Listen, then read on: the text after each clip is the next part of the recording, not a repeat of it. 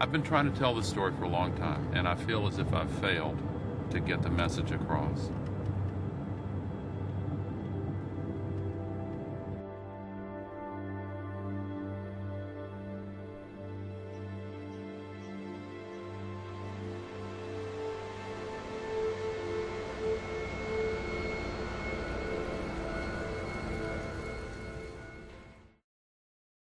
That brings up the basic science of global warming, and I'm not going to spend a lot of time on this because you know it well. The sun's radiation comes in the form of light waves, and that heats up the Earth. And then some of the radiation that is absorbed and warms the Earth is re-radiated back into space in the form of infrared radiation.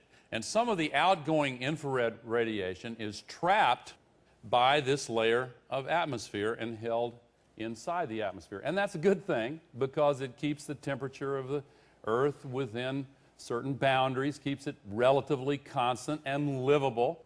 But the problem is this thin layer of atmosphere is being thickened by all of the global warming pollution that's being put up there. And what that does is it thickens this layer of atmosphere. More of the outgoing infrared is trapped. And so the atmosphere heats up worldwide. That's global warming. Now, that's the traditional explanation. Here's what I think is a better explanation.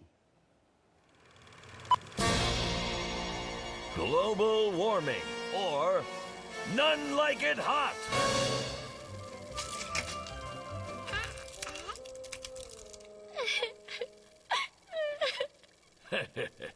You're probably wondering why your ice cream went away. Well, Susie, the culprit isn't foreigners, it's global warming. Global wobble?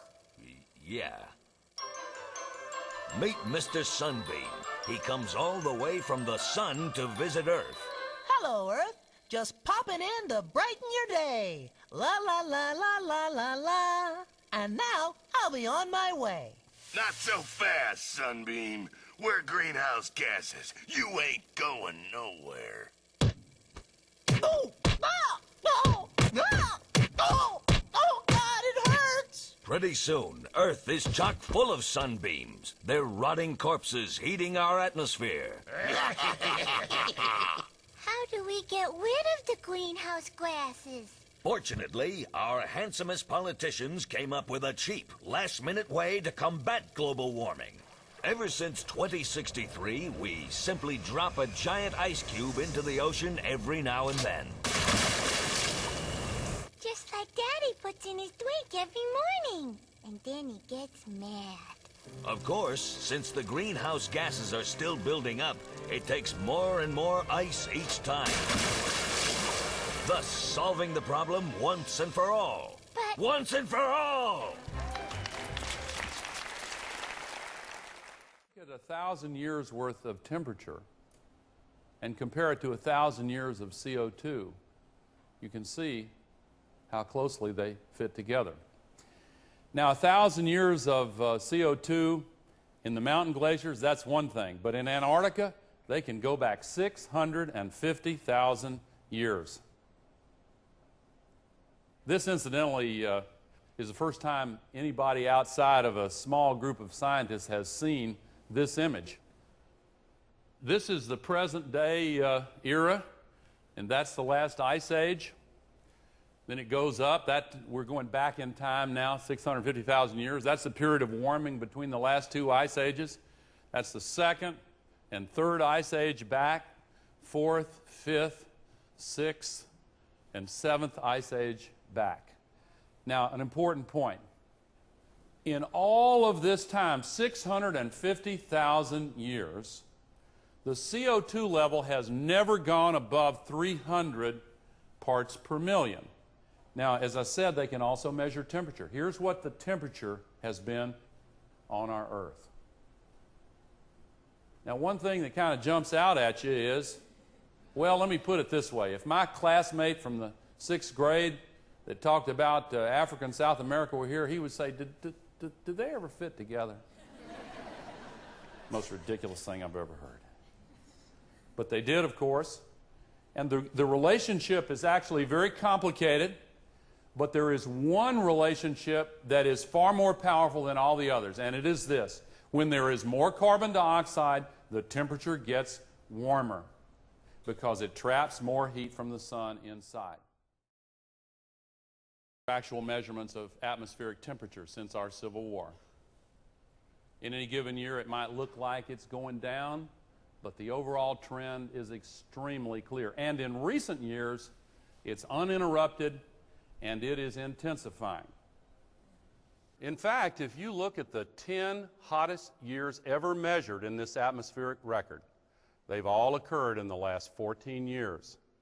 And the hottest of all was 2005. In particular, that bedevil our thinking. First, isn't there a disagreement among scientists about whether the problem is real or not? Actually, not really. There was a massive study of every scientific article in a peer-reviewed journal written on global warming for the last 10 years. And they took a big sample of 10%, 928 articles.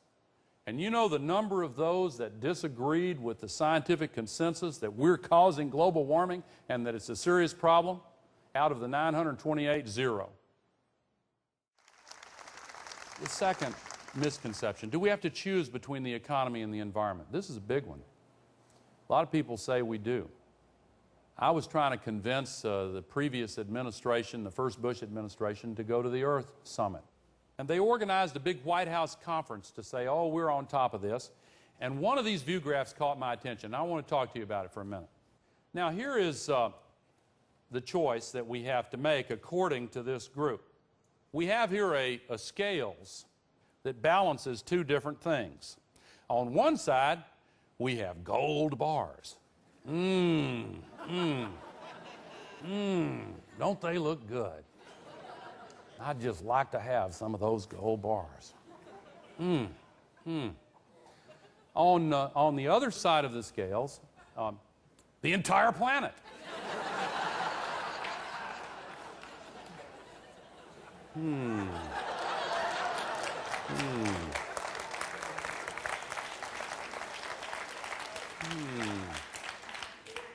I think this is a false choice for two reasons. Number one, if we don't have a planet, the other reason is that if we do the right thing, then we're going to create a lot of wealth and we're going to create a lot of jobs because doing the right thing moves us forward. Final misconception. If we accept that this problem is real, maybe it's just too big to do anything about. And you know, there are a lot of people who go straight from denial to despair without pausing on the intermediate step of actually doing something about the problem. And that's what I'd like to finish with, the fact that we already know everything we need to know to effectively address this problem. We've got to do a lot of things, not just one.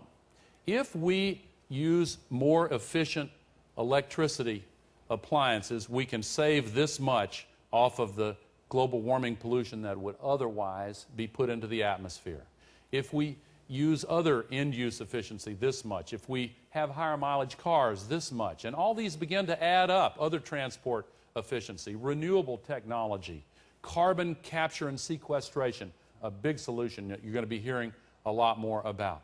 They all add up, and pretty soon we are below our 1970 emissions.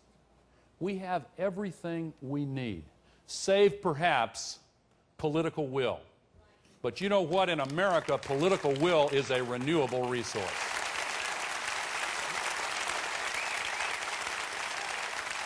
We have the ability to do this. Each one of us is a cause of global warming, but each of us can make choices to change that. With the things we buy, the electricity we use, the cars we drive, we can make choices to bring our individual carbon emissions to zero. The solutions are in our hands. We just have to have the determination to make them happen. Are we going to be left behind as the rest of the world moves forward? I believe this is a moral issue. It is your time to seize this issue. It is our time to rise again to secure our future.